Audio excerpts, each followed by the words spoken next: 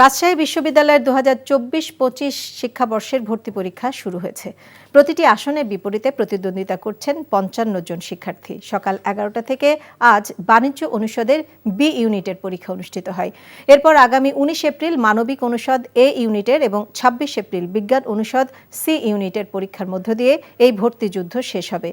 এবার 3টি ইউনিটে 4323টি আসনের বিপরীতে মোট 2,37,415 জন পরীক্ষার্থী ভর্তি পরীক্ষায় অংশ নিচ্ছে।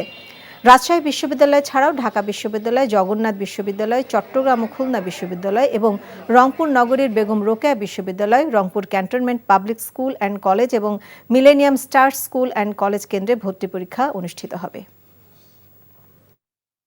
বান্ডেল থাকলে প্রতি সেনমানিতে টাকা বাঁচবে। বিকাশ সেনমানি বান্ডেল কিনে জিতুন প্রতি লেনদেনে।